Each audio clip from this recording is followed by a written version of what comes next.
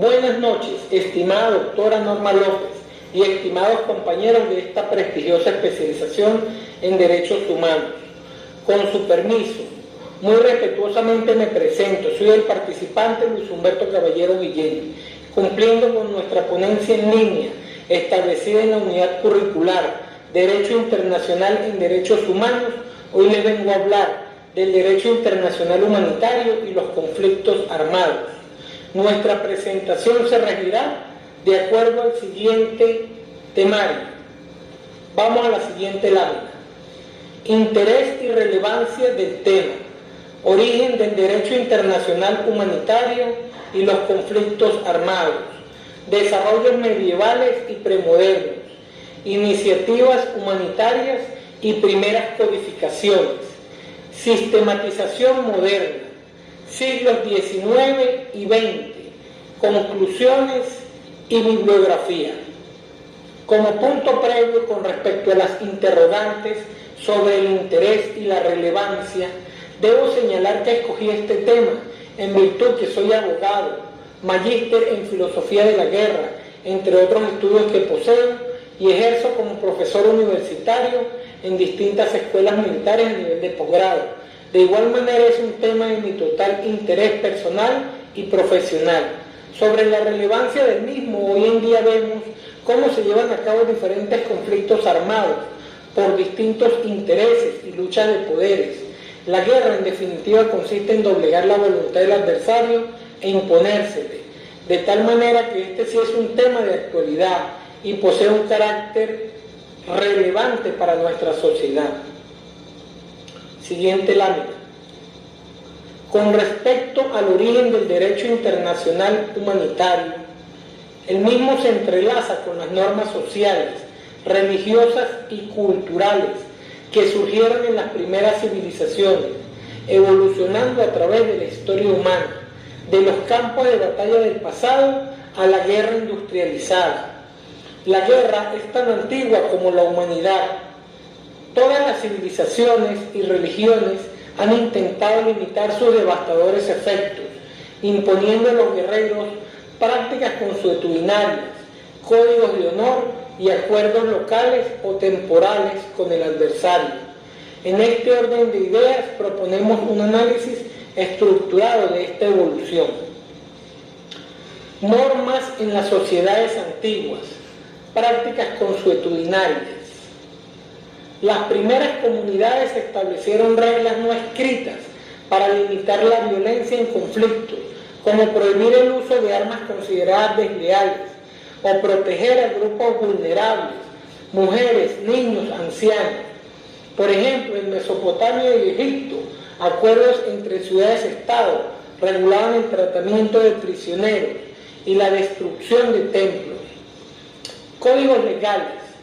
El Código de Hammurabi, siglo XVIII a.C., y otras leyes mesopotámicas, aunque centradas en la justicia penal, reflejaban principios de proporcionalidad y protección de inocentes, antecedentes conceptuales del derecho internacional humanitario.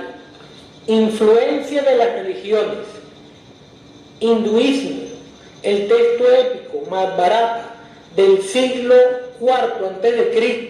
establecía reglas como la de no atacar a quienes se rinden, a heridos o no combatientes. El Manusmriti, las leyes de Manu, prohibían el envenenamiento o el uso de armas traicioneras.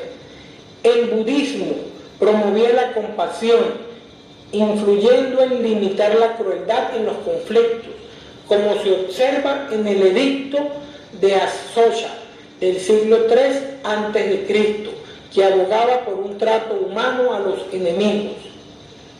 El judaísmo. La Torá contiene normas como la prohibición de destruir árboles frutales durante un asedio, las cuales se encuentran establecidas en el libro del Deuteronomio, capítulo 20, versículos 19 y 20, que es el principio de la distinción y protección del medio ambiente. El Islam, el Corán y los hadices establecen reglas detalladas de prohibición de matar mujeres, niños y religiosos, obligación de alimentar a prisioneros y restricciones con respecto al uso de la fuerza excesiva. El cristianismo, la teoría de la guerra justa de San Agustín del siglo V, introdujo criterios como la proporcionalidad y la protección de inocentes, bases para el derecho medieval europeo. Siguiente lámina. Desarrollos medievales y premodernos. Tenemos los códigos de caballería. En Europa medieval los caballeros seguían reglas de honor, como respetar a sus adversarios heridos o rendidos, aunque se centraban en el trato entre élites guerreras, no en civiles. El derecho canónico. La Iglesia regulaba los conflictos mediante treguas, como la tregua de Dios del siglo XI, para limitar los combates en los días sagrados. Otras culturas. En África y América, pueblos como los zulúes o los iroquiseses tenían normas rituales de guerra, evitando masacres innecesarias y protegiendo a los no combatientes.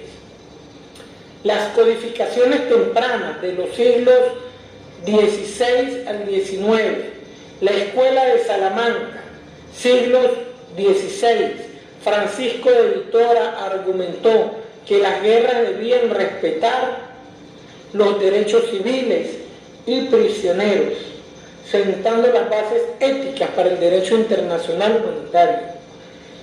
Con respecto a la Ilustración, pensadores como Rousseau enfatizaron en la distinción entre combatientes y no combatientes en el contrato social de 1762. Con relación al surgimiento de los grandes ejércitos, las formas tradicionales de regular la guerra perdieron considerablemente su eficacia con el surgimiento de ejércitos con grandes números de reclutas y la producción industrializada de potentes armamentos durante el transcurso del siglo XIX, lo cual tuvo consecuencias nefastas en el campo de batalla. Los servicios médicos militares no tenían el equipamiento necesario para lidiar con la enorme cantidad de víctimas causadas por las armas modernas. Como consecuencia, decenas de miles de soldados heridos, enfermos y moribundos no recibían ningún tipo de atención tras la batalla. Esta tendencia comenzó con las guerras napoleónicas en Europa entre 1803 y 1815 y se terminó con la Guerra de Secesión estadounidense entre 1861 y 1865. Sentó las bases para un gran número de influyentes iniciativas humanitarias tanto en Europa como en América del Norte, cuyo propósito era aliviar el sufrimiento de las víctimas de la guerra e impulsar la codificación sistemática del derecho internacional humanitario moderno. El Código de Lieber de 1863, durante la Guerra Civil estadounidense, este documento formalizó normas como la prohibición de la tortura y el saqueo, influyendo en tratados posteriores. Vamos a la siguiente lámina. Iniciativas humanitarias y primeras codificaciones. En Europa, la iniciativa para codificar el derecho internacional humanitario fue impulsada por un hombre de negocios de Ginebra, Henry Dunant, en un viaje que realizó por el norte de Italia en 1869. Dunant fue testigo de una cruel batalla entre las tropas francesas y las austriacas.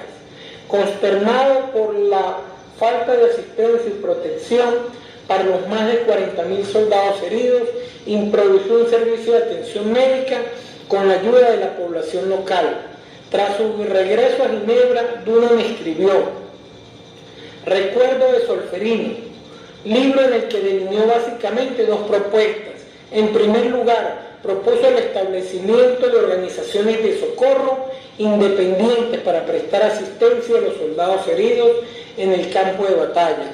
En segundo lugar, propuso que se alcanzara un acuerdo internacional para otorgar a estas organizaciones la protección de la neutralidad. Sus ideas fueron bien recibidas en las capitales de Europa y dieron origen, por un lado, a la fundación del Comité Internacional de la Cruz Roja en 1863 y por otro, la adopción por parte de 2 estados del primer convenio de Ginebra para el mejoramiento de la suerte que corren los militares heridos en los ejércitos en campaña de 1864. Mediante el convenio se adoptó el emblema de la Cruz Roja sobre el fondo blanco, los colores de la bandera nacional de Suiza invertidos como signo protector para los hospitales y el personal encargado de asistir a los heridos, los enfermos en el campo de batalla. Las atrocidades de la guerra de secesión estadounidense dieron lugar a un acontecimiento paralelo, que llevó a que el gobierno de los Estados Unidos aprobara el llamado Código Lieber, o más precisamente las instrucciones del gobierno para los ejércitos de los Estados Unidos en el campo de batalla en 1863. Pese a que se trató de un instrumento interno y no de un tratado internacional, el Código Lieber ha influido en el desarrollo y la codificación del derecho internacional humanitario moderno, más allá de las fronteras de los Estados Unidos. Vamos a la siguiente lámina. Sistematización moderna, siglos XIX y XX. Específicamente, la sistematización moderna en el siglo XIX estuvo representada por el Convenio de Ginebra de 1864, promovida por Henry Dunant tras la batalla de Solferino. Estableció protección para los heridos y personal médico. Constituyó así el cimiento de los actuales convenios de Ginebra. Convenios de La Haya de 1899 y 1907 regularon métodos de guerra, prohibiendo armas que causaran sufrimientos innecesarios. Vamos a la siguiente lámina. Con respecto a la sistematización moderna en el siglo XX, la misma tuvo lugar una vez finalizadas las dos guerras mundiales y estuvo representada por los 4 convenios de Ginebra de 1949. El primero sobre los heridos en campaña, el segundo sobre los náufragos en el mar, el tercero sobre los prisioneros de guerra y el cuarto sobre la protección de las personas civiles en los tiempos de guerra y sus protocolos adicionales de 1977. El primero de ellos con la finalidad de abordar los conflictos armados internacionales y el segundo para los conflictos no internacionales, tales como guerras civiles y guerras de liberación nacional. Con ellos se consolidaron el derecho internacional humanitario moderno, integrando principios ancestrales en el marco jurídico universal. Asimismo, es importante mencionar que existe un tercer protocolo del año 2005 que trata únicamente de la creación del cristal rojo, es decir, del tercer emblema de protección que se suma a la Cruz Roja y a la Media Luna Roja, el cual puede ser usado por los países que prefieran un símbolo sin connotaciones religiosas. Vamos a la siguiente lámina. Conclusiones.